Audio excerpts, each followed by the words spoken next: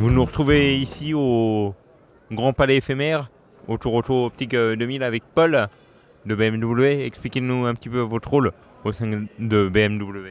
Bonjour, donc moi je suis pilote instructeur pour BMW France.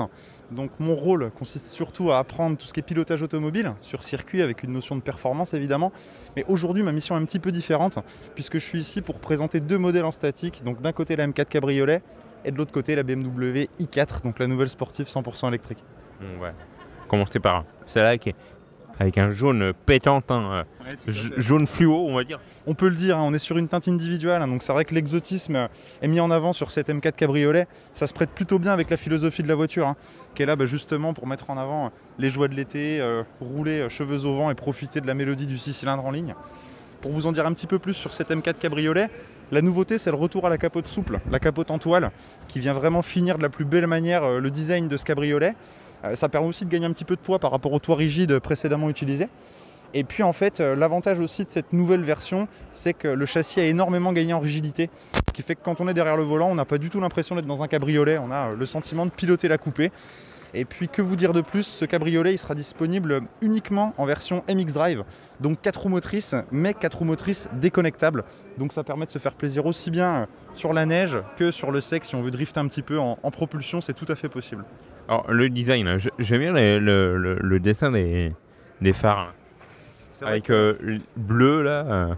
Oui, alors le design a été très travaillé. Les petites touches de bleu, en fait, elles viennent évoquer la technologie laser chez BMW.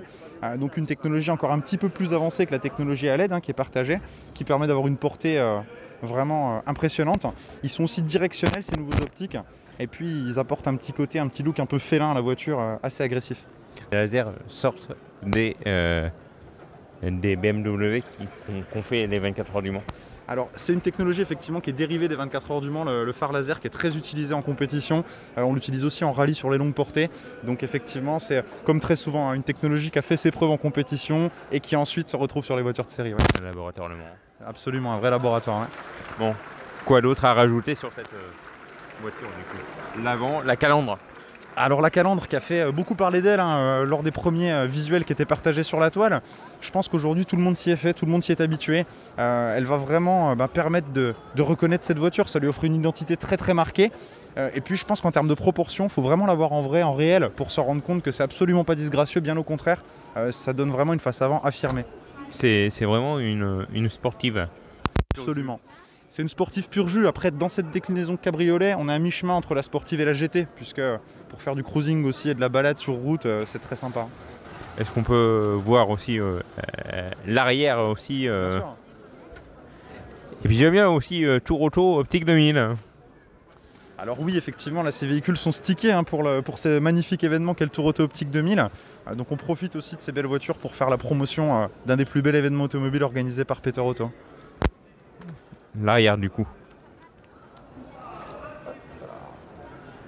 Alors sur la partie arrière, ce qui est très sympa en termes de design, c'est qu'on a une ligne qui n'est pas du tout cassée par la présence du cabriolet. C'était un retour client qui apparaissait sur les générations précédentes, notamment à partir de la génération E90, puisque le toit rigide avait un petit peu tendance à casser cette ligne à l'arrière.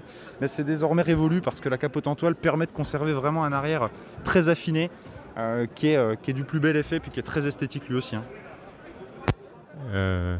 Les feux aussi, le dessin des... Oui, on a une nouvelle signature lumineuse qui est à LED, donc à l'arrière, et qui permet de souligner justement ce côté sportif. Alors, on a des optiques très différentes cette fois-ci entre M3 et M4. C'était déjà le cas sur la génération précédente, mais c'était un petit peu moins marqué. Là, on a vraiment une différence de design entre M3 et M4, avec des feux nettement plus fins sur la M4. Est-ce qu'on peut aller voir l'intérieur? Parce que l'intérieur est sympa.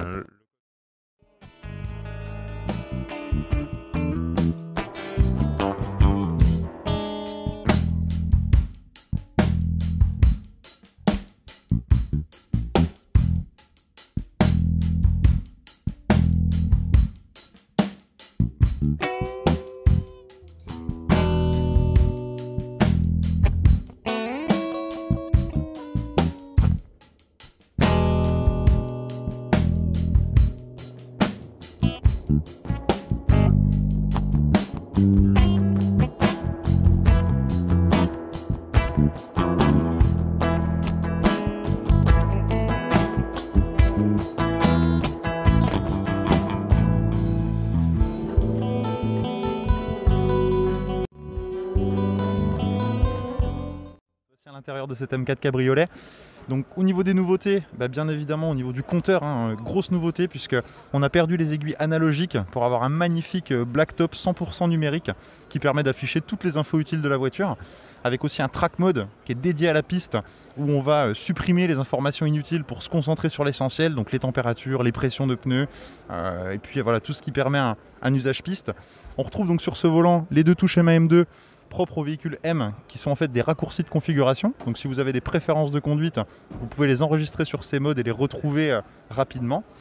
Celle-ci est magnifiquement configurée parce qu'on retrouve un pack carbone partout à l'intérieur, avec toujours ce BMW eDrive qui est vraiment le centre névralgique de l'automobile, j'ai envie de dire. Et puis, nouveauté au niveau de la boîte de vitesse. C'est une auto. Boîte automatique évidemment, qui n'est plus à double embrayage, on n'est plus sur une boîte DKG, c'est maintenant ZF qui fabrique la boîte de la nouvelle M3 M4, et donc on est sur une boîte ZF à 8 rapports qui propose encore plus d'agréments que la DKG en usage quotidien, donc vraiment une super boîte de vitesse. Et puis alors les palettes aussi ont évolué, elles ont été agrandies, allongées, toujours en réponse en fait à cette demande de la clientèle, et puis elles sont en carbone aussi, comme beaucoup d'éléments à l'intérieur. On peut rappeler à quoi ça sert les palettes? Bien sûr, palette de gauche pour rétrograder, palette de droite pour monter les vitesses. Et puis comme on aime souvent le dire en stage de pilotage, la palette de gauche ne sert pas à freiner la voiture, elle sert simplement à rétrograder. On freine avec le frein et on rétrograde avec la palette. C'est un peu comme la F1. C'est très proche de la technologie de la F1, deux palettes, gauche-droite et tout à fait. Puis siège baquet, siège sport. Alors là on est obligé d'en parler parce qu'ils ont fait vraiment beaucoup parler d'eux ces nouveaux sièges. Ils sont intégralement en carbone, ils proposent un maintien proche d'un siège de compétition, c'est vrai qu'on ne bouge absolument pas dedans. Et puis ils sont du plus bel effet, parce que c'est vrai que quand on regarde le siège, que ce soit de l'intérieur ou de l'extérieur, on a des bords en carbone, on a un retour en carbone au niveau de l'entrejambe, et ça c'est vraiment du plus bel effet, on a quelque chose de magnifique.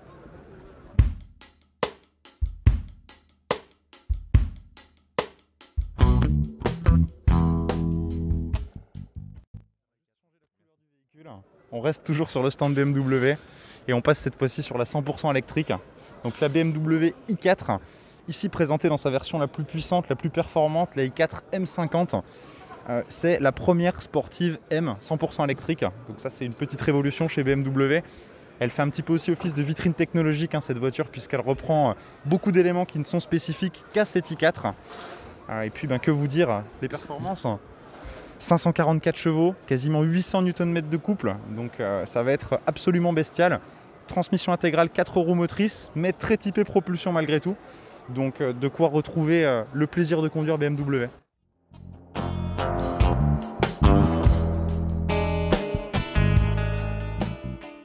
Exactement, là on retrouve en fait des éléments communs au niveau des blocs optiques, puisqu'en fait cette i4 elle reprend tous les codes esthétiques de la série 4 Grand Coupé qui sera disponible en thermique. Néanmoins, il y a une vraie différence entre les deux voitures, puisque la technologie est extrêmement différente, la plateforme n'est pas la même. Tout ce qui est train roulant, les barres anti-roulis, le système de freinage, la transmission est complètement différente de la série 4 thermique. Et puis l'intérieur lui aussi diffère complètement, donc on est vraiment sur deux voitures opposées qui se ressemblent par le design mais qui ne partagent pas du tout le même cœur. Alors pour l'instant l'intérieur il y a encore quelques modifications à faire. Alors l'intérieur est quasi définitif, mais pour des raisons un petit peu de confidentialité, on n'a pas encore le droit de le filmer malheureusement. Un mot aussi sur la borne électrique. Vous pouvez nous expliquer un petit peu pour ceux qui connaissent pas trop? Alors là c'est simplement, j'ai envie de dire, une mise en situation. On a positionné une borne qui est factice ici puisqu'on est dans le cadre d'un salon, mais c'est simplement pour illustrer la procédure de charge de la voiture qui est extrêmement simple. Là on est dans le cadre d'une box qu'on peut installer chez soi, disponible donc chez BMW, et puis vous rentrez le soir au garage, vous branchez le véhicule, vous repartez avec le plein d'autonomie le lendemain matin. C'est simple. Oui, on est sur du type 2, donc un type de prise qu'on retrouve absolument partout. Vous pouvez utiliser différents réseaux, que ce soit le réseau Unity ou d'autres types de charge rapide. Pour faire le plein de cette i4 électrique, on gagne 140 km en 10 minutes. Donc, une petite présentation de l'arrière de cette voiture. Oui, alors à l'arrière on retrouve une attention toute particulière, notamment au niveau du diffuseur, qui reprend en fait un petit peu les codes des diffuseurs des véhicules thermiques, puisqu'on a deux ouvertures qui simulent un petit peu la présence d'un échappement, alors qu'évidemment il n'y a pas de pot d'échappement puisque zéro émission sur cette i4 M50, et puis toujours ce design très effilé, très félin, très réussi. avec un petit aileron. Aileron de requin aussi propre à BMW qui permet notamment au système de navigation qui a en fait une antenne camouflée et très très bien intégrée. Autre petit détail sympa, technologique, propre uniquement à cet i4. Vous savez que le propre des véhicules électriques, c'est d'être tout à fait silencieux. Donc ça, pour les plus férus de mécanique, c'est un peu décevant parce qu'on n'a pas la sonorité célèbre du 600 lignes. Donc BMW en fait a développé un partenariat avec le compositeur Hans Zimmer, qui est un célèbre compositeur de musique de film notamment, pour développer en fait une bande son avec son équipe d'acousticiens pour permettre aux pilotes de la i4 d'avoir quand même les sensations acoustiques d'une voiture thermique bien qu'on soit sur une électrique. Deux nouveaux modèles, mais bien nés, on va dire. Oui, exactement. On a beaucoup de retours positifs, nous, ici, des différents spectateurs qui viennent la voir. C'est vrai qu'elle plaît énormément, tant par le design que par la technologie. Donc, on espère que c'est un véhicule qu'on va retrouver fleurir sur nos routes. Merci à vous. Merci, c'était un plaisir.